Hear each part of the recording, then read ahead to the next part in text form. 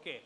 The 21st graduating class of IIM Kozhikode, the EPGP batch, the doctoral program scholars, the popular director, Debashish Chatterjee, and the excellent faculty of the institute, Chairman Mr. Velayan, and the Board of Governors, super happy and proud parents on both sides of the aisle, the people who put it together painstakingly for the people who will be under the spotlight today.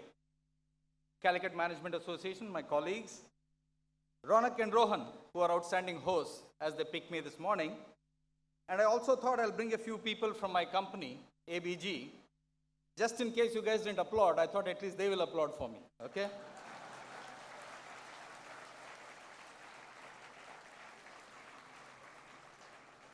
Good evening. Today, many parts of our great country celebrate new beginnings, a new start. South India, Ugadi, Bangalore, where I come from, Gudi Padwa, Goa, Sindhi New Year, Assam, Manipur, Kashmir. There's a lot of territory celebrating a Happy New Year today. So I wish all of you a great start to the year ahead. I love your campus. Your campus is easily the prettiest IIM campus that I have ever attended.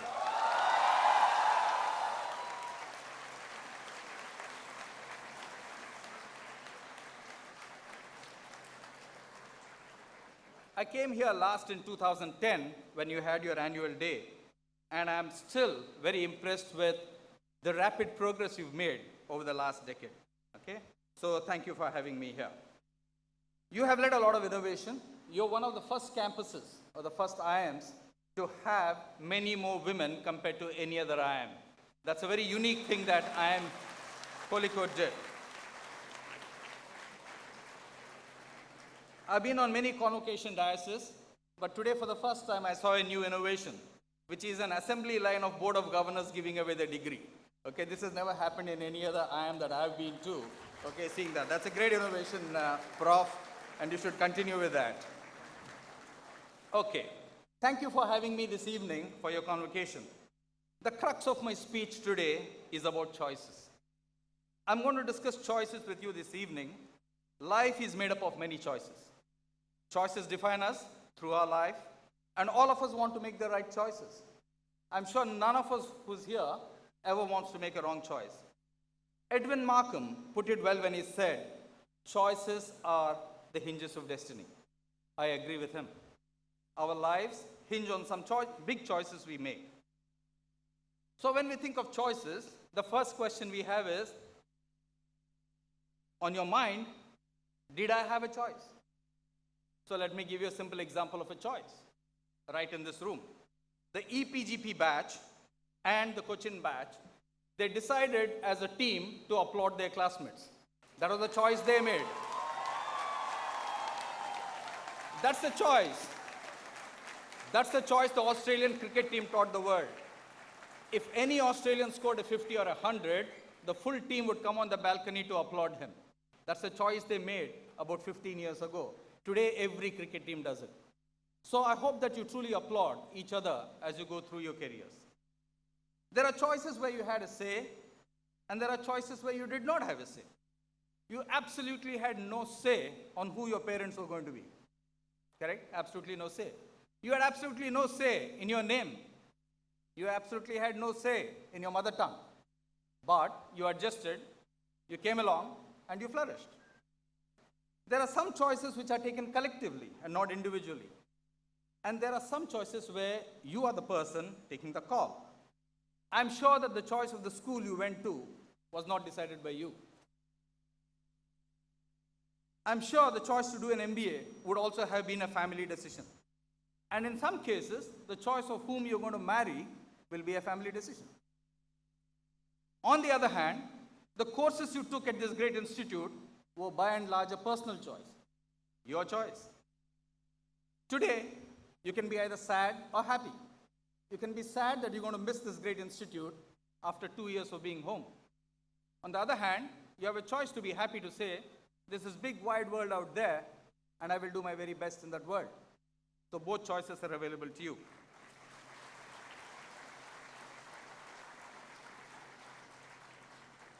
Choices involve many dimensions. Your choice at a first level involves time, short term or long term.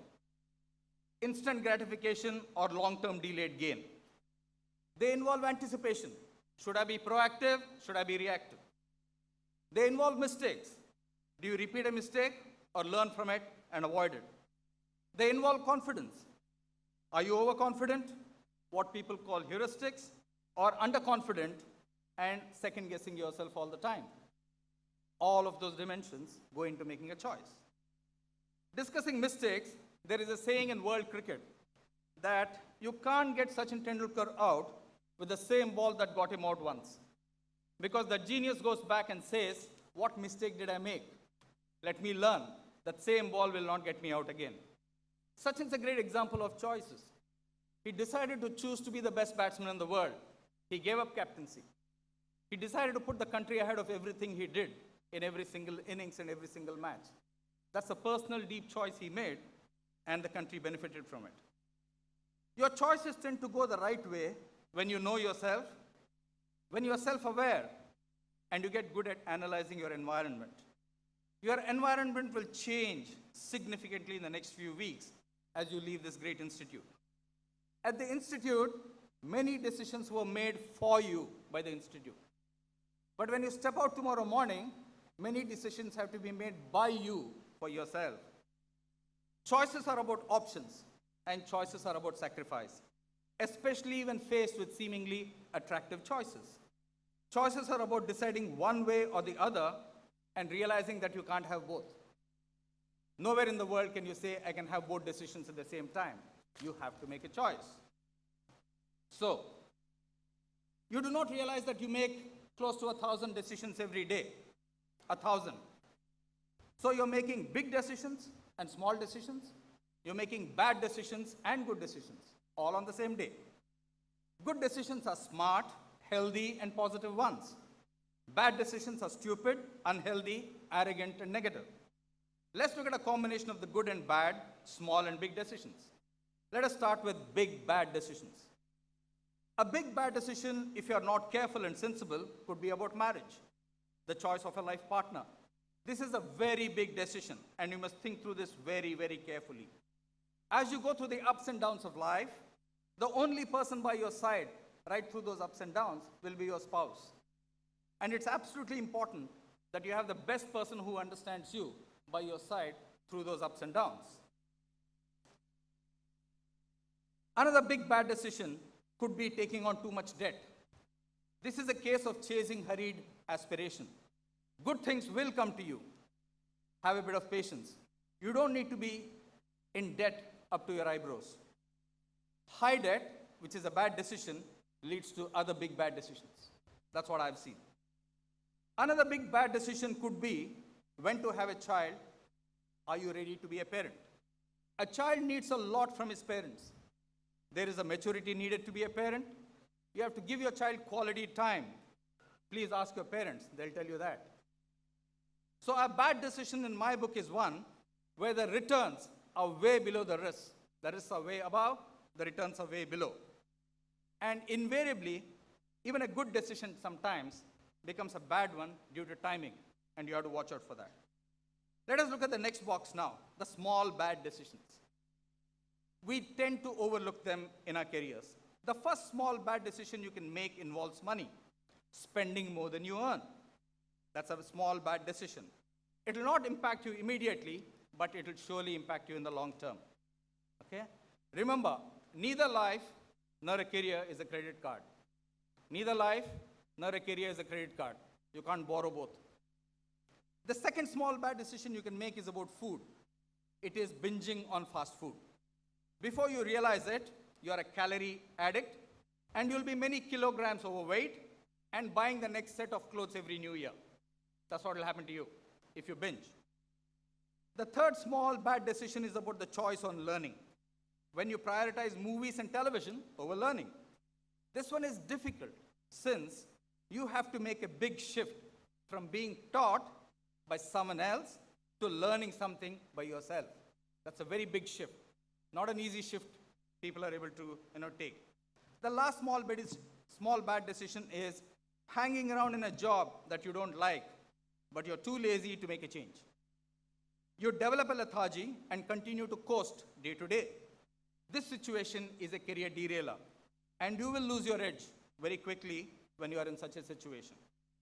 Let's look at the good side of decisions, the good small decisions to start with. The first good small decision is something that you have seen your parents and grandparents do very well, which is save some money every month. If you look at India, we save a lot, upwards of 20%. Total India savings is upwards of 30. We and China save a lot. The question is this saving habit going to sustain in the next decade or more? Every career has a rainy day, so it's important for you to save. Every career has a rainy day. A good small decision is exercising regularly and managing your diet well. This combination will keep your energy level up right through your working day. A fit person is fit for success, is fit for growth. The last small good decision is to say thank you to people who help you through the day. This at one level is courtesy, but we rarely see that courtesy in an aggressive me, myself world of today. I think it is time we thank two sets of people now. Can I have a round of gratitude applause from all of you for the faculty who turned you from carbon into diamonds?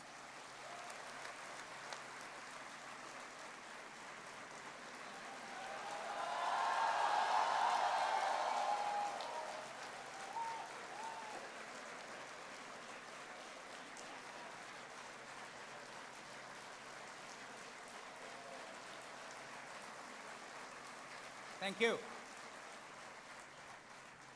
Next, can I ask all the proud parents to stand up, please, wherever you are? Wherever you are, can you please stand up? You know, one thing we never recognize, the sacrifices parents make to make us come to where we are, and the hope and aspiration they have for us right through our careers. Can I have a big round of applause for your parents?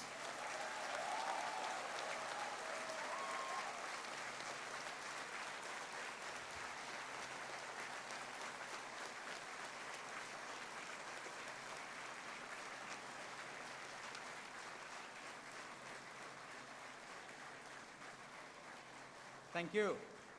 Small good decisions have a long-term impact. The small good decisions become habits, and before long, habits become second nature to you and your personality. Small good habits will make you predictable and dependable. Being predictable and dependable is a great thing, are great values in a very uncertain world. The small good decisions give you momentum every day, and all successful people need momentum every day. Now let's look at the big good decisions. Getting to IIM Kozhikode was possibly the best decision you have made so far. This institute was India's fifth IIM and started in 1996. The first big decision you're going to make, you made the choice of company already. The first big good decision for the future has to be again about marriage. A lot of you will marry a working spouse, and managing two careers is not as easy as it looks from the outside. It will require the two of you to have a clear choice in terms of whose career and options look better at what point of time. This is a very subjective exercise. No amount of rational thinking and no amount of rational models can ever solve this problem. So, with your spouse, please do sit down and think through this very, very carefully. The second good big decision will have to be about your choice of friends. You will need a lot of friends as you go through your career. Friends will open many doors, many windows for you. You will carry a number of friends from here. You will make new friends on the way. So I would suggest cherish the friendships that you make. The third big good decision will be about what you invest in. Invest in is not about money. It's always also investing your time. Your time is possibly more valuable than the money you earn. You will not recognize it today. Where will you spend your time? How will you spend your time? Is possibly the biggest investment decision you'll make over the next 10, 20 years. So make a good go of that.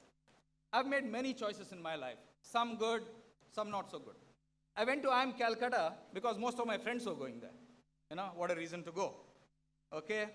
I chose to be a business practitioner and not an academic. At one point of time, I thought maybe I should go for a PhD, right, when I was in MBA, but I said no.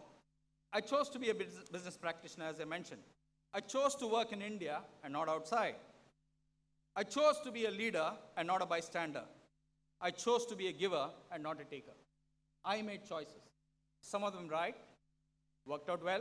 Some of them didn't work out well. Doesn't matter. Look ahead is my point and promise to you. You will make many, many choices. I'm sure you'll make the right ones. And I have a few for you. I'm sure you'll choose listening over talking. I'm sure you'll speak the truth over being silent when you see something is wrong. I'm sure you'll choose good over bad. I'm sure you'll choose gratitude over attitude. I'm sure you'll choose generosity over greed. I'm sure you'll choose loyalty over backstabbing a friend or a colleague. I'm sure you'll choose discipline over lethargy. I'm sure you'll choose humility over arrogance.